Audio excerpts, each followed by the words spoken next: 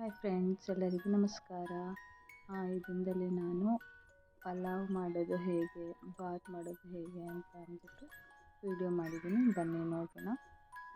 ಮೊದಲನೇದಾಗಿ ಗ್ಯಾಸ್ನ ಆನ್ ಮಾಡಿಕೊಂಡು ನಾನಿಲ್ಲಿ ಕುಕ್ಕರ್ನ ಬಿಸಿಗಿಟ್ಟಿದೆ ಮತ್ತು ಇಲ್ಲಿ ನಾನು ಎಣ್ಣೆನ ಹಾಕಿ ಬಿಸಿ ಮಾಡಿಕೊಂಡೆ. ಅದ್ರ ಜೊತೆಗೆ ಚಕ್ಕೆ, ಲವಂಗ, ಪಾಲಕ್ ಎಲೆ ಮತ್ತು ಒಂದೇ ಒಂದು ಏಲಕ್ಕಿ ಮತ್ತು ಮೀಡಿಯಮ್ ಸೈಜ್ ಒಂದೂವರೆ ಈರುಳ್ಳಿನ ನಾನು ಈ ಥರ ಉದ್ದುದಾಗಿ ಕಟ್ ಮಾಡಿಕೊಂಡು ಇಲ್ಲಿ ಹಾಕ್ಕೊಂಡಿದ್ದೀನಿ ಮತ್ತು ಬಾಡಿಸ್ತಾ ಇದ್ದೀನಿ.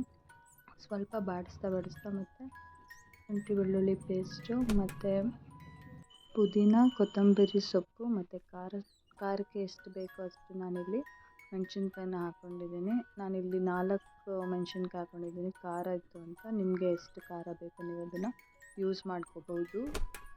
ಅದನ್ನು ಚೆನ್ನಾಗಿ ಬಾಡಿಸ್ಕೊಂಡು ಈ ಒಂದು ಕಲರ್ ಬಂದಮೇಲೆ ಇದಕ್ಕೆ ನಾನು ಅರಿಶಿನ ಪುಡಿ, ಗರಂ ಮಸಾಲ, ಅಚ್ಚ ಖಾರದ ಪುಡಿ ಮತ್ತು ಧನಿಯಾ ಪೌಡ್ರನ್ನ ಎಣ್ಣೆಗೆ ಮಿಕ್ಸ್ ಮಾಡಿಕೊಂಡೆ. ಅದನ್ನು ಹಾಕಿ 2 ನಿಮಿಷಕ್ಕೆ ಚೆನ್ನಾಗಿ ಬಾಡಿಸಿ ಅದಕ್ಕೆ ಟೊಮ್ಯಾಟೊ ಮತ್ತು ಹಚ್ಚಿಟ್ಕೊಂಡಿದ್ದೆಲ್ಲ ತರಕಾರಿನ ಇಲ್ಲಿ ಹಾಕಿ ಚೆನ್ನಾಗಿ ಕುದಿಸ್ಕೊಂಡೆ. ಮತ್ತು ನಾನು ಮೊದಲೇ ಅಕ್ಕಿನ ತೊಳೆದಿಟ್ಟಿದ್ದೆ, 1.5 ಗ್ಲಾಸಷ್ಟು. ಅದನ್ನು ಕೂಡ ನಾನಿಲ್ಲಿ ಹಾಕ್ಕೊಂಡು ಬಾಡಿಸ್ಕೊತಾ ಇದ್ದೀನಿ. ಇದು ಸ್ವಲ್ಪ ಎಣ್ಣೆಯಲ್ಲಿ ಅಕ್ಕಿನೂ ಕೂಡ ಬೇಯಿಸ್ಕೊತಾ ಇದ್ದೀನಿ. ಆಮೇಲೆ ಸ್ವಲ್ಪ ಮೊಸರನ್ನ ಹಾಕಬೇಕಿತ್ತು, ಹಾಕ್ಕೊಂಡೆ. 1 ಲೋಟಕ್ಕೆ 2 ಲೋಟ ಒಂದು ಅಳತೆಯಲ್ಲಿ ನಾನಿಲ್ಲಿ ನೀರನ್ನ ಹಾಕ್ಕೊಂಡು ಚೆನ್ನಾಗಿ ಕುದಿ ಬರೋ ತನಕ ವೆಯ್ಟ್ ಮಾಡಿ. ಇಲ್ಲಿ ನೀಟಾಗಿ ಕುದಿ ಬರ್ತಿದೆ ನೋಡಿ. ಅದಕ್ಕೆ ಕುದಿ ಬಂದರೆ ಚೆನ್ನಾಗಿ ಆಗುತ್ತೆ.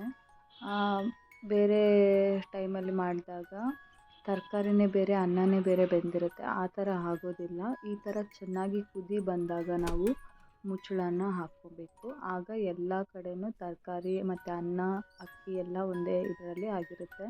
ನೋಡಿ, ಇಲ್ಲಿ ತೋರಿಸ್ತೀನಿ, ಎಲ್ಲ ಒಂದು ಸೈಡ್ ಆಗಿಲ್ಲ, ನೀಟಾಗಿ ಈ ಥರ ಎಲ್ಲ ಕಡೆಯೂ ಆಗಿರುತ್ತೆ. ಸೊ ಉದುರಾಗಿ ಚೆನ್ನಾಗಿ ಬಂದಿತ್ತು. ನೀವು ಒಂದ್ಸಲಿ ಟ್ರೈ ಮಾಡಿ ಹೇಗೆ ಬಂತು ಅಂತ ನನಗೆ ಕಮೆಂಟ್ ಮಾಡಿ ತಿಳಿಸಿ.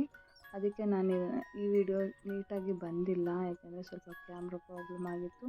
ಅದಕ್ಕೆ ನಾನಿಲ್ಲಿ ಮೊಸರು ಚಟ್ನಿನ ಹಾಕ್ಕೊಂಡೆ. ಇಲ್ಲಿ ಮಧ್ಯಾಹ್ನ ನಾವು ಎಲ್ಲರೂ ಸೇರಿ ಊಟ ಮಾಡಿದ್ವಿ. ಟೇಸ್ಟ್ ಚೆನ್ನಾಗಿತ್ತು.